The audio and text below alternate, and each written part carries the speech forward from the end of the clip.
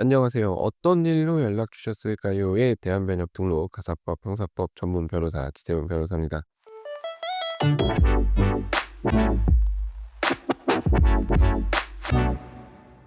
자, 오늘은 손해배상에 있어서 입증 책임에 대해서 한번 얘기를 해 보려고 합니다. 거기에 더해서 집단 소송의 함정이랄까요?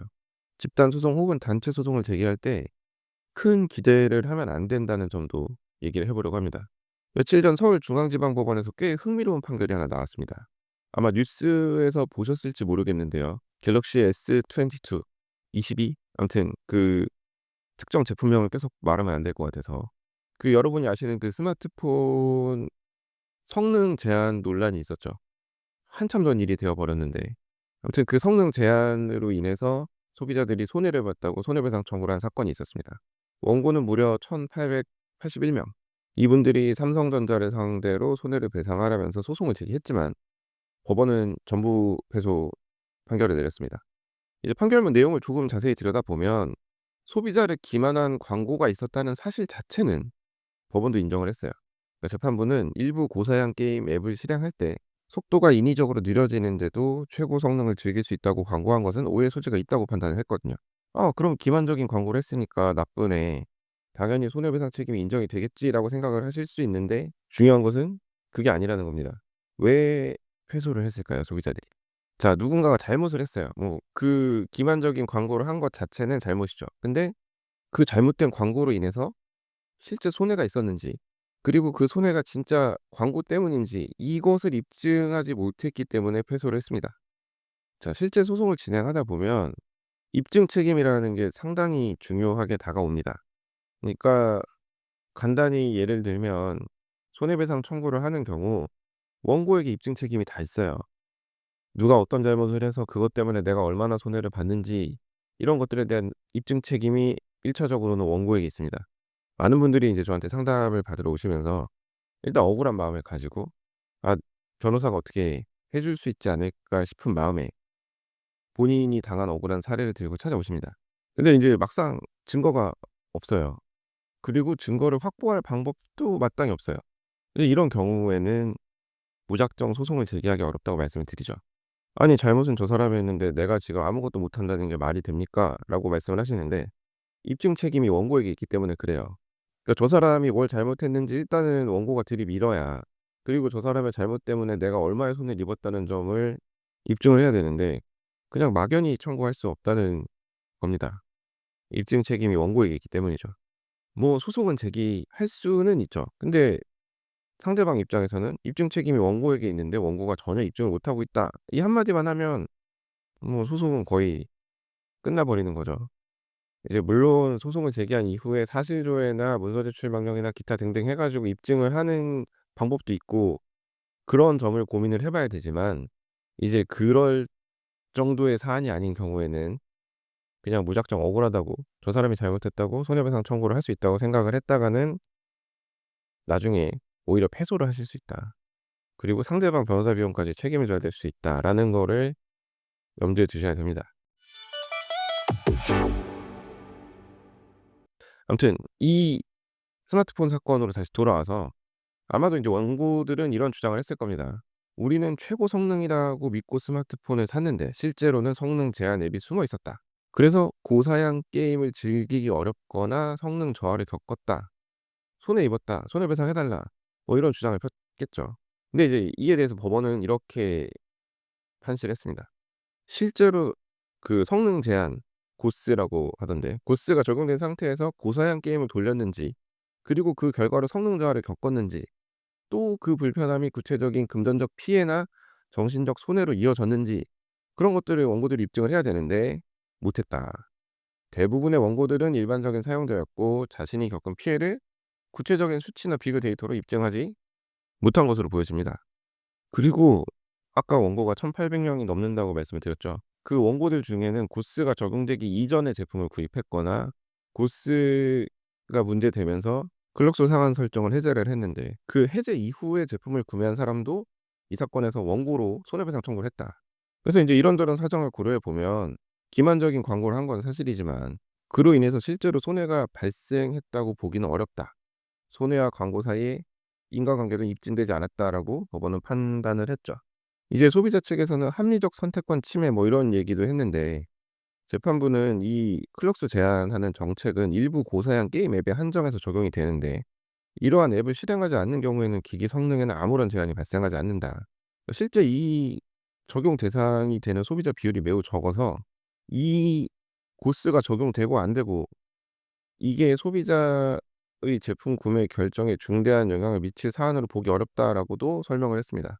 일반적인 소비자들이 어차피 이거는 갤럭시니까 구매를 하는 거지 이게 진짜 게임하려고 막 구매를 하는 정말 게임용 스마트폰이 아니다 보니까 굳이 이거를 막 개별적으로 고지를 하고 이럴 정도의 의무는 없다고 본 거죠. 그래서 뭐 신의칙상 고지 의무 또는 소비자 기본법상 고지 의무가 인정된다고 보기 어렵다고도 판시했습니다. 아마 이 스마트폰이 일반적인 정말 이 갤럭시가 아니라 '게임 전용 폰이다.' 하면서 나왔으면 판단이 좀 달라졌을 수도 있겠다고 생각을 합니다. 내가 게임 전용 폰이라고 해서 샀는데 이 게임 전용 폰이 게임을 제대로 못 돌린다라고 하면 그거는 인정이 될 수 있겠죠. 근데 이 갤럭시는 사실 그렇잖아요. 그냥 바꿀 때가 됐으면 안드로이드 폰을 쓰고 싶으면 그때 나온 갤럭시를 구매하는 게 정말 일반적인 그런 구매 패턴이잖아요. '아 나는 이 갤럭시가 고사양 게임을 잘 돌린다고 해서 구매를 했는데 못 돌려서 이게 너무 실망을 했다.' 이런 줄 알았으면 내가 그냥 게임 돌리는 거 포기하고 S가 아니라 A 시리즈 같은 거 구매를 했을 거다. 이런 주장을 하면 좀 설득력이 있을까요? 오히려 이렇게 주장해서 S 시리즈랑 A 시리즈 가격만큼의 차이를 손해배상으로 청구를 해볼 수 있을까요? 아 근데 이게 S 살 사람은 어차피 S를 사고 A 살 사람은 어차피 A를 사기 때문에 이 클럭스 제한 기능이 있고 없고가 선택에 있어서 큰 영향을 미친다고 보기는 좀 어렵지 않을까라고 생각을 합니다. 예를 들어서 이 클럭스 제한 기능 때문에 내가 진짜 고사양 게임 이때 당시 고사양 게임 뭐였을까요? 원신? 아마 이때 원신 아니었을까 싶은데 그 원신 플레이하다가 프레임이 매끄럽지 못해 가지고 내가 스트레스를 받았어요. 이 스트레스 받은 걸 손해라고 주장을 할 수 있을지 이거를 스트레스 받을 정도가 되려면 진짜 그 프레임 측정하는 거 켜 놓고 프레임 숫자 보는 거 자체가 '내가 스트레스였다.' 뭐 이런 주장을 해볼 수 있을까요? 모르겠네요. 아무튼 좀 어려워 보여요. 그러니까 그 심정은 제가 이해를 하는데 내가 돈 주고 플래그십 기기를 샀는데 그 기기 성능이 100% 발현이 못 된다고 하면 돈이 아깝죠. 근데 그렇다고 해서 아이폰을 살 거예요. 아이폰을 산다고 칩시다. 근데 아이폰이 갤럭시보다 싸면 모르겠는데 또 갤럭시보다 비싸면 이 사양을 비교하는 것도 사실 문제이기도 하고요. 근데 어쨌든 이 가격이 뭐 거기서 거기랄까 어쨌든 대충 비슷하잖아요. 오히려 아이폰이 더 비쌀 것 같기도 한데 아무튼 여러모로 이 손해배상 청구를 하기가 참 애매한 사안이었다고 생각을 합니다. 자 우리가 일상에서 피해를 입었다고 느끼는 순간들이 있어요.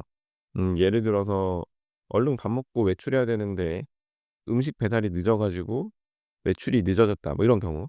근데 이걸 가지고 내가 손해배상 청구를 할 수 있는지 어렵겠죠. 뭐 또 이게 인제 특별한 사정 그러니까 특별 손해에 해당할 수도 있겠고 아무튼 이 법이 말하는 손해는 구체적이고 입증 가능한 것이어야 합니다. 그리고 상대방 때문에 손해를 입었다는 점을 입증을 해야 되고요. 근데 인제 이번 사건처럼 다수의 소비자가 집단적으로 나서는 소송 이런 종류의 소송에서는 입증 책임 문제가 더 복잡해집니다.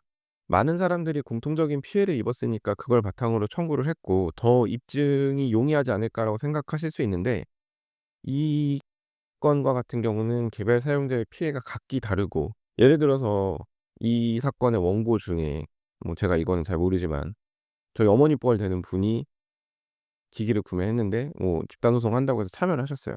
근데 이 어머니가 이 클럭스 제한으로 손해를 봤다고 할 수 있을까요?